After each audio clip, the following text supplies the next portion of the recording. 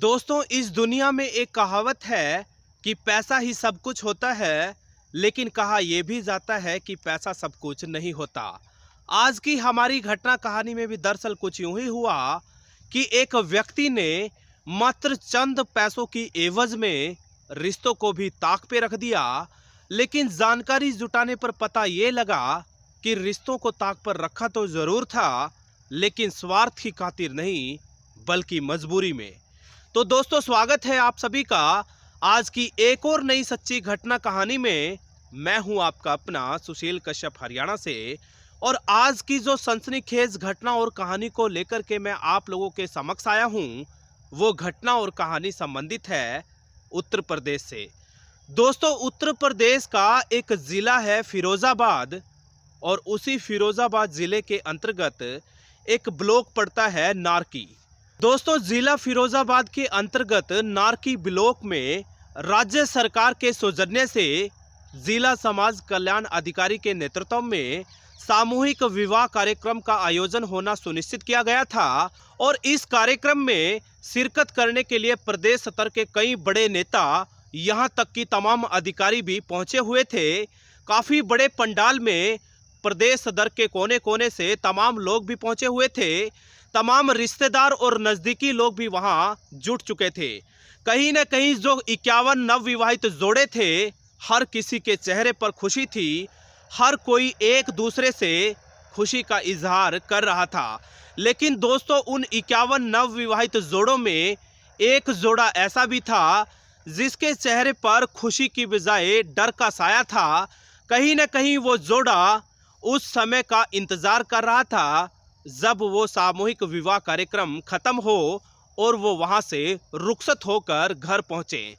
दोस्तों, ये क्या वजह थी, क्या पूरी घटना कहानी थी, ना तो कोई जान पाया, ना ही किसी ने जानने का प्रयास किया। लेकिन जब वहां पर नवविवाहित जोड़ों के साथ तमाम लोग, नजदीकी रिश्तेदार फोटो खिंचा रहे थे, तो देखते ही देखते तमाम लोग सोशल मीडिया पर भी फोटोज को अपलोड करते जा रहे थे। और उस नवविवाहित जोड़े की फोटो क्लिक करके जैसे ही सोशल मीडिया पर अपलोड की गई, तो नारकी ब्लॉक के नगला प्रेम का वो जोड़ा बहुत ज़्यादा चर्चा का विषय बन गया।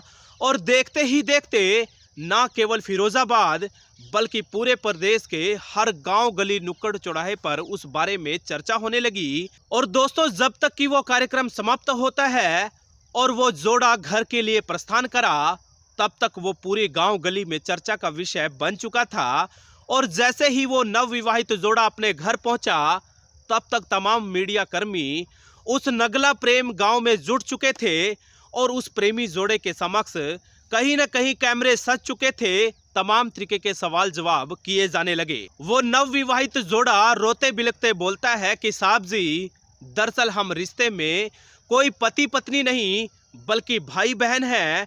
और आगे की जो घटना वो नव दंपति सुनाता है, तो दोस्तों, ना केवल वो मीडिया कर्मी बल्कि हर कोई व्यक्ति सोचने समझने पर मजबूर हो गया कि आखिरकार मजबूरी आदमी को किस हद तक गिरा देती है। वो महिला बोलती है कि साहब जी, हम गरीब लोग हैं और मात्र 10,000 रुपये की एवज में हमने ये ड्रामा रचाया है। वो महिला जोड़ती है कि गांव के ही सफाई कर्मी ने मात्र 10,000 रुपये का लालच दिया और स्पष्ट लहजे में कहा कि मात्र 1 घंटे के लिए आपको एक कार्यक्रम का हिस्सा बनना होगा, जिसकी एवज में आपको 10,000 रुपये की भारी भरकम रकम दी जाएगी। दोस्तों, कहीं न कहीं जैसे ही मीडिया में ये पूरा मामला छाता है, तो जिला समाज कल्याण अधिकारी ने भी बिना समय जाया करे नज़दीकी पुलिस स्टेशन में तमाम उस जोड़े की शिकायत कर दी। और कहीं न कहीं ये दलील दी कि फर्जी दस्तावेज दिखा करके इन्होंने मुख्यमंत्री शगुन योजना के तहत जो रकम आवंटित की गई थी उसका लाभ उठाया। लेकिन दोस्तों, तमाम तरीके के जो सवाल हैं वो मीडिया पर लगातार छाए हुए हैं।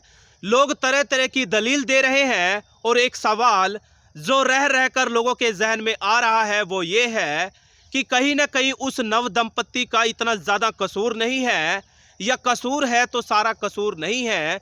चूँकि आमतौर पर आप लोग जानते ही होंगे कि जब भी इस तरीके की स्कीम्स में आवेदन मांगे जाते हैं, तो ग्राउंड स्तर से लेकर अपर स्तर तक वेरिफिकेशन होती है। ग्राउंड स्तर पर सबसे पहले सरपंच वेरिफिकेशन करता है और तदुपरांत तहसील, पटवारी और उसके बाद जिला समाज कल्याण अधिकारी के संज्ञान में भी सत्यापन हेतु ये आवेदन डाले जाते हैं। लेकिन दोस्तों सवाल बार बार ये सामने आ रहा है कि हर स्तर पर इतना बड़ी चूक कैसे हो गई। तो दोस्तों कहीं ना कहीं ये मामला बहुत ज्यादा चर्चा का विषय बना हुआ है और लोगों के लिए एक ही सवाल कि आखिरकार मजबूरी आदमी से क्या कुछ करा देती है। तो दोस्तों ये थी आज की हमारी घटना कहानी। आप लोगों को कैसे लगी जरूर बताइएगा। वीडियो अच्छा लगा तो सब्सक्राइब कर लेना, शेयर कर लेना। बहुत बहुत धन्यवाद। आप सब साथियों का आभार, शुक्रिया।